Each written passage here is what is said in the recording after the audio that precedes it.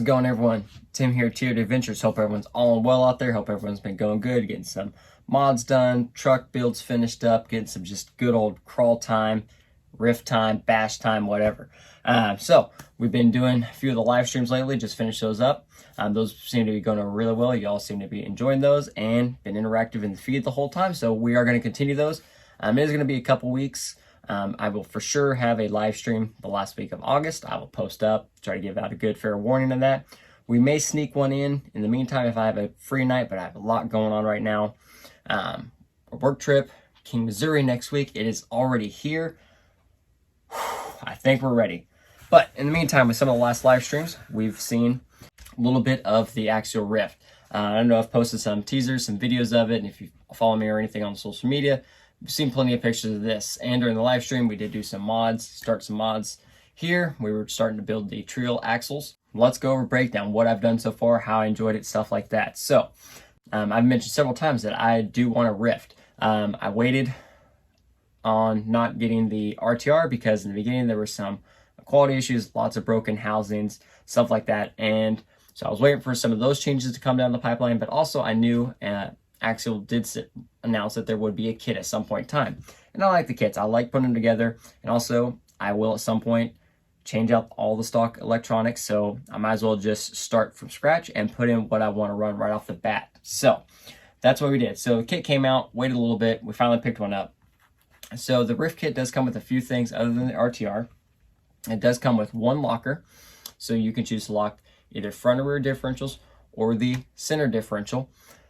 Just one. So during the build, I locked the center differential because it's the hardest one to get to in case I decided I wanted to lock it. I knew I want the center locked. I wanted to knock it out right off the bat. The rear, the axles, I could lock at any time. I do have lockers coming. I don't know if I'll be here in time for King, Missouri, but they are ordered. So we'll get those done when they all get here. In addition to the locker, it does come with these aluminum plates here for the trailing arm. Just a little bit of strength there for the plastic housings, and they worked great. I didn't have any issues up in breaking them or anything like that. They held up great. I just upgraded everything. The other thing it comes with is a sway bar. It is just a plastic sway bar, but it is a sway bar, and it worked really well. I could tell a difference in driving this and versus seeing some of the other videos with RTRs or another local RTR Ryft. I could see a difference that the sway bar can make. So super awesome that those were included in the kit, and we got back to a kit that had bonuses and extras versus an RTR. So that was something we were kind of missing out on. Usually the kits, Axial kits always came with a little something extra that the RTRs didn't. Overall, the kit was super fun to put together, super easy. The instructions were clear. Everything was labeled nicely. All the bags had all the components, all the screws with each step was great. The only thing I had an issue with in my kit was I got all the way done. I was putting my wheels and tires on, and it did not come with wheel nuts. So those were missing from my kit. Luckily, Ace Hardware was down the road, so I went, grabbed some wheel nuts, got it back. We're good to go. I've ordered a couple extra packs from them just to have them, but that was the only downside on me. That was the only part I was missing. Overall, I said I've had this about a month, over a month now, and it's been great. The only thing I broke in its stock kit build have been two rod ends. Lower link rod ends, and that's it. Everything else has held up great. Gears, diffs, everything still working. So that is awesome. And it ended up never breaking the stock housing, so that's good. So let's work our way in, kind of see how everything is. So first up, wheels and tires. Wheels here, nothing fancy. These are just some Amazon 2.2 beadlocks that I found one day. I really like the star pattern and the color, so I picked them up specifically knowing that the Ryft kit was on its way. And they've held up great. No problems. They went together smooth, and I like the looks of them. Next up, my tire choice for bouncers is the USD Sticky from Ot 6 Racing. These are stickies are in the green compound, so more high speeds, a little bit of harder compound versus the reds, so they don't wear as fast either, and they will handle the abuse of the bouncer. I'm also using the Ot 6 single stage foams for the stickies, so everything there is working great. It's just my tire choice for bouncers. Big, aggressive, angry tire, and scale because they are licensed. They do exist in the one-to-one world. So super cool. I said bouncing or competitive bouncing is new to me. It's something that I haven't really done.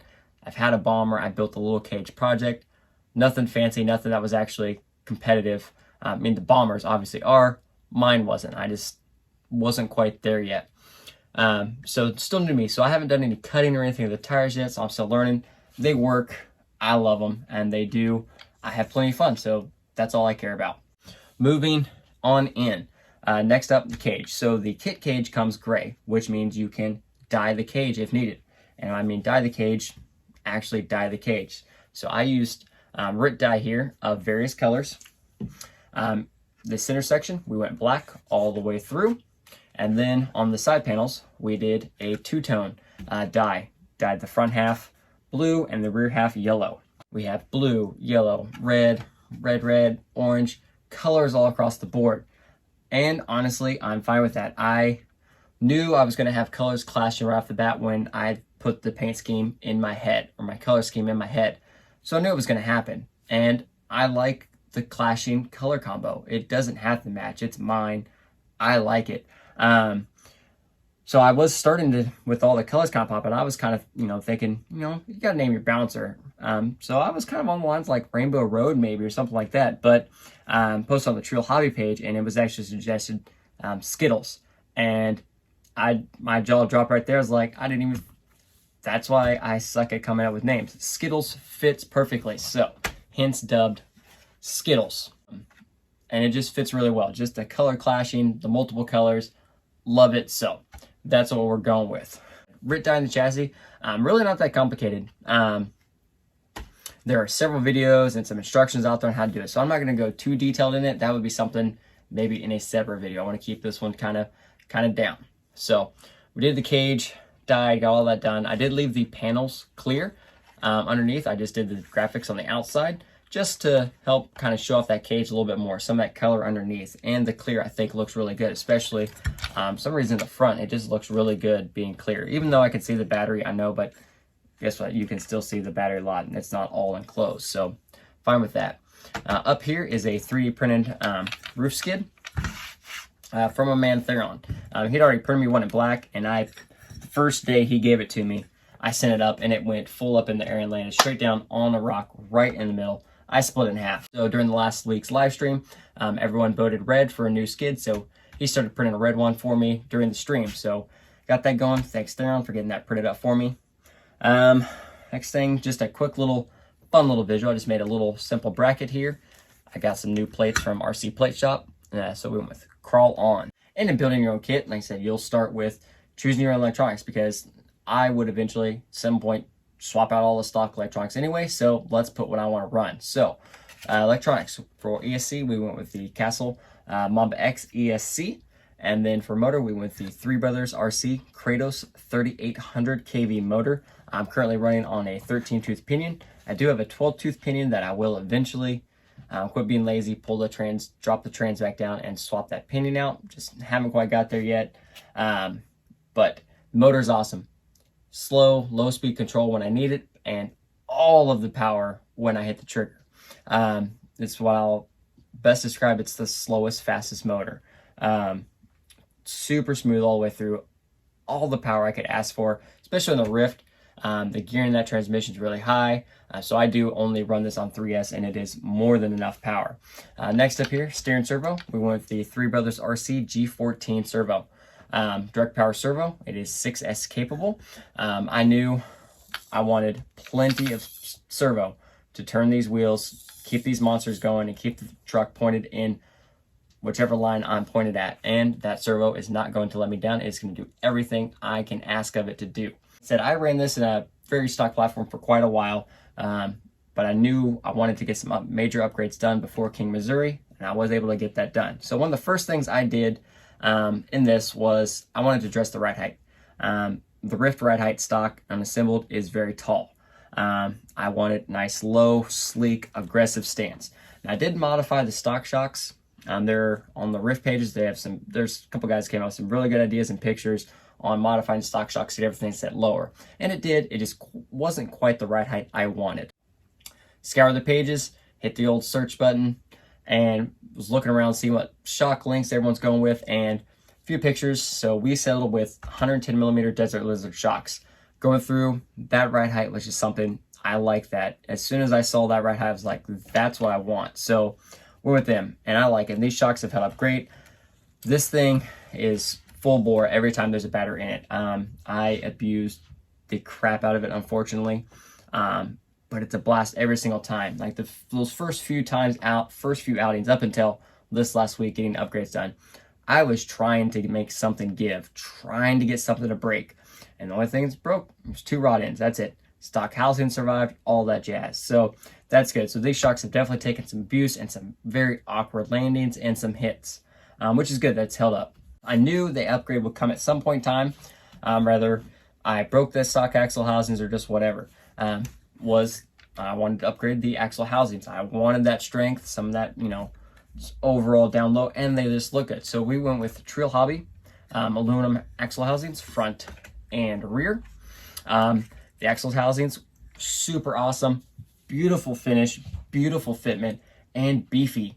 If you catch in the live stream at the end when I was putting some of the rear axle together, the size difference in the bearings here on the outside carriers there compared to the stock, noticeably different, much larger, much beefier in the true housing itself. So super happy with that.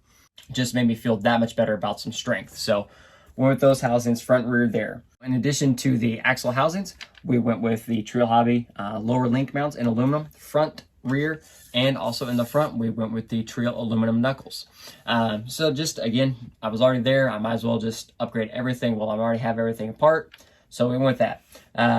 Axle-wise, the only other thing I will upgrade at some point is to the Trail faux rotor and caliper hub, because that is one cool feature. I do like the rotor and the caliper, except on the Ryft, and I know it's for manufacturing purposes, it's easier, stuff like that.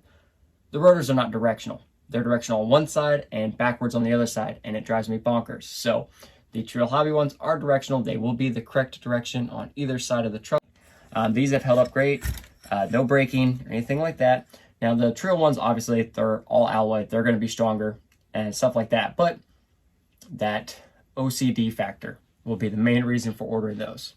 So in addition to the axles, we started working on trailing arms. Like I said, the stock trailing arms held up. I didn't break them, but we're going. We might as well keep going. So we went with the Trail Hobby trailing arm here in orange, and then sway bar. We also replaced the sway bar with the Trail Hobby sway bar in clear. Just extra beefy, everything like that. I just wanted to go all the way, and it is beautiful. Everything just works so good there. I love it. This thing looks good. Going up, going over, everything looks great. It's ready for King, Missouri at this point. Also, because I don't think I'm going to be able to get any more parts in time. So this is where it's at. It's done until next Friday or Saturday. When I get back from King, Missouri, we are going to finish up the last few upgrades and get them done before Crawlapalooza, which is fast approaching in early October. And, it didn't seem like that long ago. I was like, oh, got plenty of time. It's this month, it's next month. And then it's like, everything's happening now. So the last few upgrades I want to do are the Trail Hobby upper link mounts, front and rear. The rear ones have a little more adjustability options as far as angles, and the fronts do as well. So that'll be the next thing I want to do. And then links, all the links I want to get upgraded, because like I said, that's the only thing I've broken are links. So we will probably, in addition to those, probably still go with the Trail ones, just because they are solid all one piece. I don't have to worry about the rod in itself breaking. So we're just going to finish this off that way, and then we'll be done and ready for Crawlapalooza. That's going to wrap this video up. I hope you enjoyed. If you did, hit that like button, subscribe to the channel if you haven't already and like what you're seeing. Hit that notification bell as well. That way you get notified anytime the video drops or we're ready to do a live stream. So got a lot of stuff going on, but stay tuned.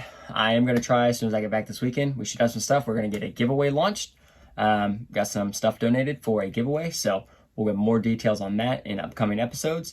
Also, I'll try to squeeze in one video early next week, just one more, all the rigs ready for King, Missouri. Just go over each one, show you what's, no secrets, just pop the hood, show you how everything is what it is. Got that going, and also a how-to video on flaring out a Mojave bed, stuff like that, and a new Class 1 body coming. Maybe in time for Crawlapalooza. We'll see how I'm feeling. So, in the meantime, everyone, have a great one. Keep building and crawl on.